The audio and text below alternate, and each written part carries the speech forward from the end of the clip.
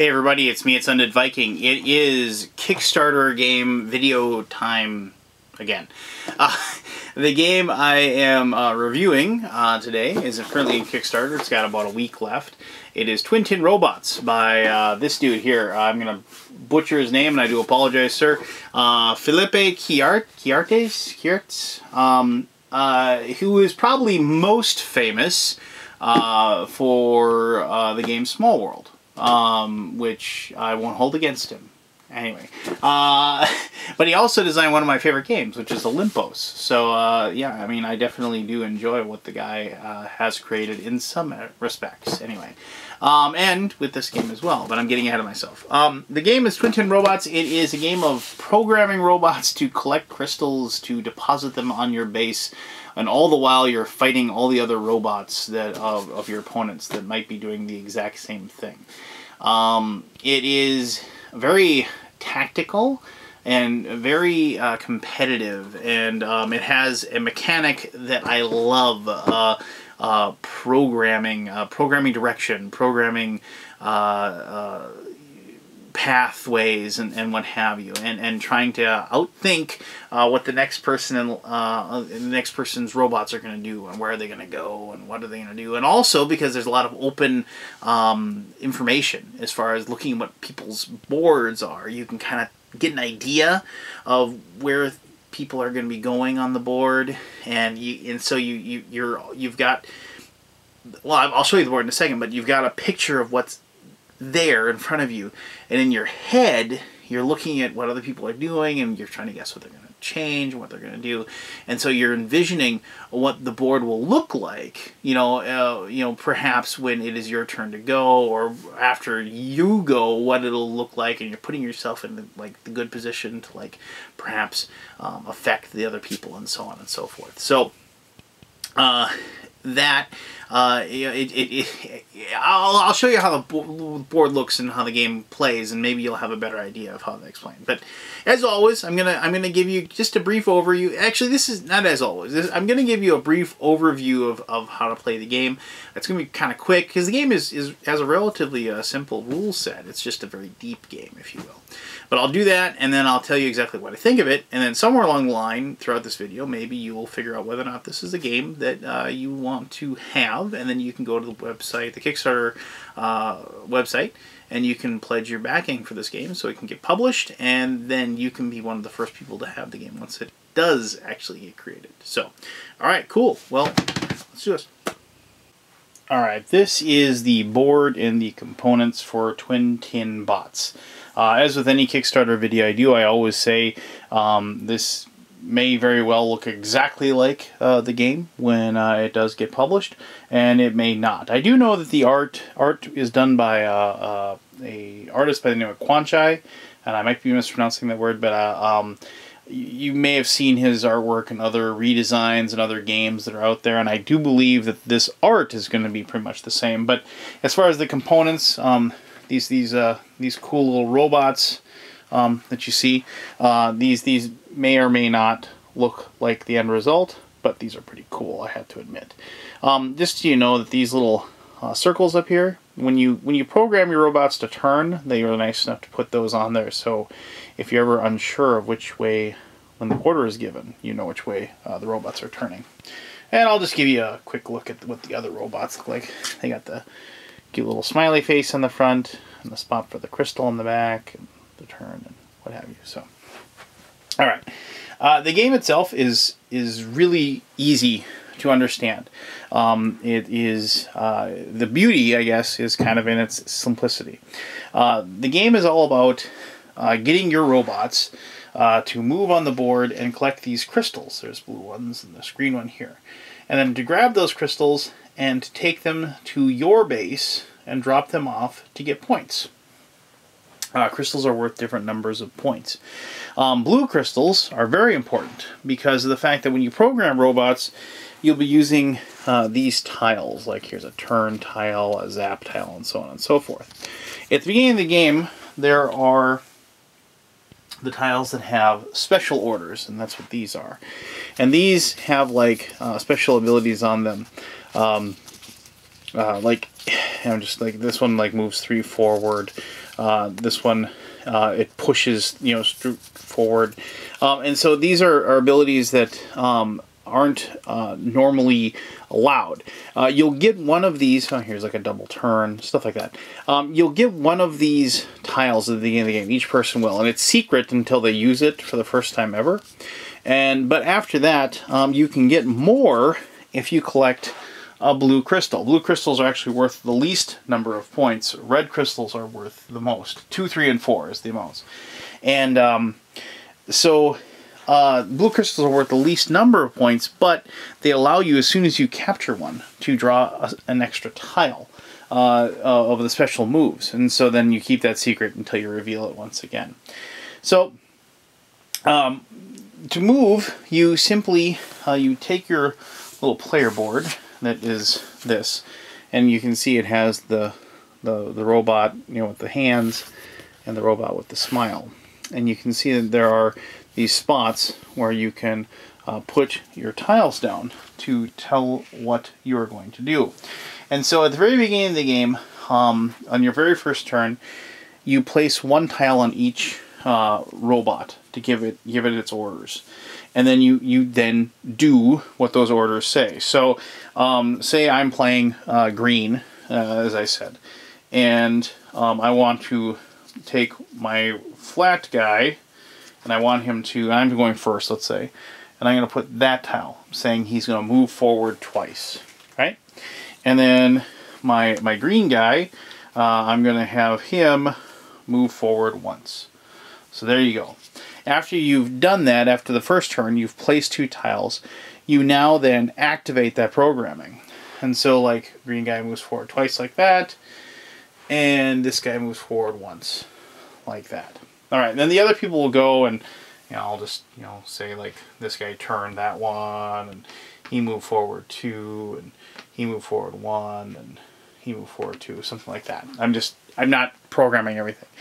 Now it actually gets tricky, because you now have to pick one of your robots, because you don't get to take those tiles off. You have to pick one of those robots, and you have to change some bit of his programming. You can decide to change no programming if you wish. That's definitely your option. But the whole thing is you have to remember is that you're still going to do the other actions that you've placed for that particular robot. So your options are to either place another tile, which you just place someone down on one of them. You can, and then if you place it over another tile that's there, you take that tile off and replace it with the other one. Or you can swap a tile. You can't change them between the two, but like, let's just say, you know, I had that tile there. I could swap a tile between these two, and I could go, okay, this one's going to go there, and that one's going to go there, like that. So you can swap between the two, and you can swap with a blank spot as well, if you so desire. Or what you can do is you can just remove a tile. So like you could remove that one. He's just going to turn now, that kind of thing. Or you can remove, if say that particular robot had all 3 of those actions, and this is a grab action, you can just say, I'm just removing all of them off this particular robot. Wherever he is right now, he's just not going to do anything this turn. So in this case, I want to move, you know, that robot, and I want him to the green, this guy right here, he's close to that crystal. I'm going to want him to turn and grab it soon. So I'm going to place that tile there, and I'm going to replace it with this. And so once again, I do my programming, which, you know, might be, he'll move forward 1 like he still is, and now I move him like so. Now hopefully what happens is that, you know, on my next turn I'm able to grab that, you know, and then I'm able to, you know, and maybe I replace that one with that grab action that I showed you earlier. But the whole point is that all the other people are moving their robots as well. And the robots can get in the way of other people. They can if 2 robots meet and one robot moves, they'll actually push the robot along. They'll even push crystals along if they move along. They can't push 2 things. If they get backed up, they can't push 2 things in a row. Special tiles will allow you to do that in the stack there. But you know, so it's all about trying to program your robot to do what you want, but everybody else is going to be putting stuff in your way or taking a crystal that you want or what have you. When you actually do manage to get a robot that has a crystal, that doesn't actually guarantee the fact that that's safe. Robots have an ability to zap you. It is, once again, a power, like a little tile here, like this. And when you zap somebody, you can then force them to take an action, like such as move forward or turn, or drop the crystal that they happen to have. And they just drop it wherever it is that's in front of them, whichever way they happen to be facing. You can also, if you have a robot that is right next to another one that has a crystal, if they do a grab action, they'll actually grab the crystal from them and take it, like so. And so you'll get actually really interesting situations where you'll actually be piggybacking your two robots to do actions together. That's where it gets really fun. You'll have a situation where, you know, a green robot will be getting, like, say, close, and he's gonna drop the crystal right there. But, you know, another player will come up, and they'll have that particular, you know, robot right there, who will, you know, do a grab action. Actually, I apologize, since you actually do this one first. So, you know, he'll do a grab action to grab that crystal off of him, and then this robot will be programmed to, like, grab that particular crystal off that one as well. And then it has 3 actions, so it immediately, like, turns, and it goes forward to, and so it's right in range, you know, to be able to then drop the crystal off. You know, thanks for carrying it all that way, pal. I'm going to take the crystal and steal it and get the points now instead. Besides all that chaotic action that's going on, as soon as a crystal is turned in, you know, to the base, the person that collects it takes it, and they just put it over by their board. Actually, that's the green player board, so you wouldn't put it over there, but you'll place that, and then you immediately take the next crystal that's on this, and you place it in the middle of the board, like so. And that's how the new crystals spawn, because as crystals are turned in, they do you know, start appearing on the board. When the last crystal is placed on the board, you then enter the end game situation where you start going. You know, you have a countdown of 3 turns, 3, 2, 1, and then after the 3 turns are done, whether or not all the crystals have been collected or not, you know, you stop the game and you see whoever collected the most crystals and got the most points wins the game. There's, you know, I apologize, you know, maybe I didn't, you know, I can show you some of the other tiles and what have you, but the game is fairly, like I said, it's fairly straightforward. You do have a situation like this. This is a tile the only tile that you use that actually is discarded once it's used. It allows you to take 2 actions, which means that you can, one time only, place a token or change the programming on both of your robots at once, just like you do at the very beginning of the game. But once you use that, you can't use it again for the rest of the game. Also, like the basic moves are all, like I said, pretty straightforward, but they do replicate. You know, you have multiple turns, you have multiple grabs, you have 16 tiles to choose from at the very beginning, and so you have tons. But you know, it must be mentioned that the special tiles, when you get there's a tile in here that allows you to zap 2 and farther and do 2 hexes in front of you. When you zap, like, to try to get a robot, you'll zap the spot in front of you, and it'll be blocked if it, like, hits a base, or it'll be blocked if it hits a robot, and that's the robot gets zapped. It won't. But if there's nothing in that first space when you zap, you'll zap the next one along the line. There's a special power of the zap that actually affects both of those, so that's like a powerful thing. There's U-turns, and there's double turns, and a dash movement that just basically rushes your robot across the board, things like that. And it keeps everybody on their toes, because when you have those special abilities, the nice thing is that once you reveal them, then obviously the people know, but when they see them on the board, they know you can't use them, and there's that thing where you're trying to remember what other people have and what they don't have and what they might be able to program their robot to do, and so forth. So I hope I've given you a pretty good idea of how the game is played. I mean, like I said, it's really straightforward, but it's it's very mind-bending because of the fact that you're always trying to do that spatial sense of which way your robot's going, and you'll find yourself doing this a lot, just playing like, no, the robot will be going there, and he'll be turning. And I like that about the game. I like programmable games like this, and like games that have that aspect. And so it's very challenging, but a lot of fun too, as far as the competition between the other players, and trying to race to the crystals and snag them and get them back, and the aforementioned cursing that happens when somebody screws up your plans. But all right, well, that's a good gist of how you play the game of Twin Tin Robots. Why don't I tell you exactly what I think?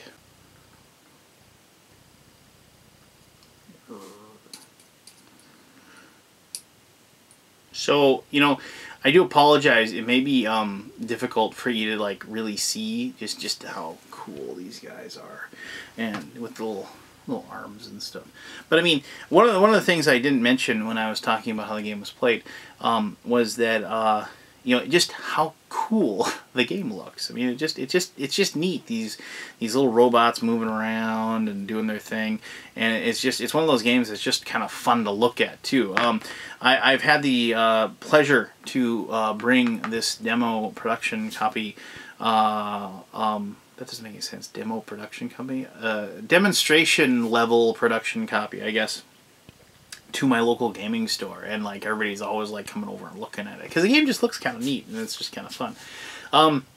So I know a lot of people are gonna say, didn't this game come out? It's like Robo Rally or Ricochet Robots, or there's other games out there that have that programming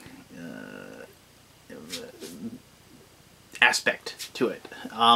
And yeah, I mean, I can see the similarities and stuff like that, but this is kind of its own entity. Unlike those other two games I mentioned, this game it seems and it feels more. It feels, I don't know. The other two games always felt like a puzzle to me, and it doesn't mean that they're bad. I mean, this game has a puzzle aspect to it, but for me, this game felt. It kind of, and this is a bit of a stretch, but I kind of got the same feeling. I used to play Blood Bowl a lot back when I was younger, and I had my teams, and so you're always chasing that bouncing ball in Blood Bowl and like tackling the guy together, and this game felt kind of like that. I mean, it was just like you're always chasing down the crystals, and they're getting pushed and shoved around, and people are grabbing them, and you're racing over and grabbing them from them, and so it kind of felt like there was that seesaw struggle, and I kind of like that about this game. This game just feels more conflicting, competitive, aspect that I enjoy. Instead of, there's nothing better than like watching somebody like racing to deposit a crystal on their base to cash in some points, and you come up with the perfect program out of your wazoo that allows you to just skate over there and snag the crystal out of their robot's claws, like just a step or two away from being able to succeed, or just ramming right into the robot, so he gets shoved along, and so you can so he's unable to go on the path that he wants, and or springing that special tile that you just got, that allows you to do a super good move at just that perfect moment. And there's that fun aspect to this game. It's very in your face, if you will. And I like that when I play games. I like that interaction that I have. I like the trash talking. I like literally taking victory from somebody and putting it in my pocket because of something that I did. Not that that's happened a lot when I played this game, because I'm not very good at it. But I've had a blast playing it, regardless of whether or not I've won or lost. I guess if you can't. I know a lot of people have a problem doing the spatial recognition, and there's a lot of times when like people get up and they like walk around the table to okay, wait a minute, my robot's facing this way, so I need to turn him, and there's a lot of that, which, you know, I'm totally fine with. And I actually kind of dig that, because that means people are into the game, you know, and they're like, you know, they're actually, it's kind of like when you know, you're watching a movie and like people are actually reacting to it, you know. It's that kind of thing. It isn't just somebody just, you know, and staring at a board, you know, no. You know, I mean, it's like, you know, they're actually, you know, and having a good time, and not that you know, standing there like this can't be a good time, but I mean, you have to change things up, right? So I mean, this game's got a lot of things that I love going for it. I mean, it looks nice. It has that aspect that I love. You know, the programming and robots, cool theme, and it has that competitive nature, and it just it kind of hits on a lot of different buttons for me that make me have a smile on my face when I play the game. And I always know a game is fun when you know, it isn't even my turn, but I'm smiling, you know, and I'm just like, oh, okay, this is kind of cool. Or when I'm watching somebody else do their thing, and then, you know, and just like, it's kind of cool to see what they do. If somebody pulls off a good move, and you can appreciate that. And that's what this game does for me. You know, it might be you know, a little difficult. I mean, just because of the fact that the game is ever changing, and there's a lot of chaos involved in it too. And so if people, if you like your games more static, if you will, you know, tend to your own garden type of stuff, this might not be a good fit for you either.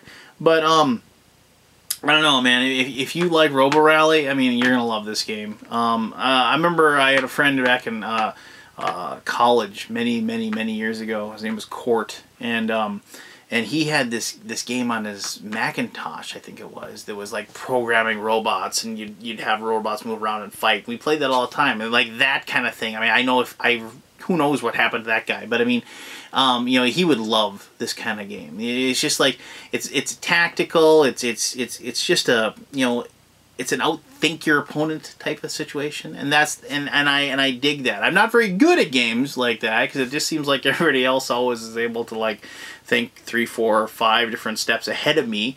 I'm more of a look at what I got and do it now kind of thing. But I mean, it is really nice, because there's an aspect to the game of like looking at what other people have in front of them, and trying to determine what they're gonna change, and like, you know, kind of guessing what somebody else wants to do, and then trying to figure out what you can do that will impede them, but also help you out as well. I mean, and there's those things, and those aha moments in this game a lot. And yeah, I mean, I'm really looking forward to seeing the final production. I realize that, you know, I apologize if this isn't exactly what the game is going to look like. I mean, obviously it's going to be have a little more polish to it, a little more finish, but I think the game is going to be pretty much what you see in front of you. But I mean, things are going to change, and obviously I think the crystals aren't going to be resin. I think the crystals are actually going to be crystals, which, you know, obviously will just, you know, make a pimp out of it as well. Don't quote me on that. I don't know that for sure, but I believe that is the case. So there you go, Twin Tin Robots. I'll post the link for the Kickstarter below the video, so you can check that out. And if it's something you think you want to, you know, get a copy of, I urge you to back it, so the game can actually be in production and be made. So yeah, if any of you have any questions or ideas or concerns or whatever, what have you, please post them, and I will answer those to the best of my ability. Until next time, this was Undead Viking. I greatly appreciate you taking the time to watch this video, as always. And yeah, happy gaming out there. You have a blast, and until next time, I'll see you later. Bye-bye now.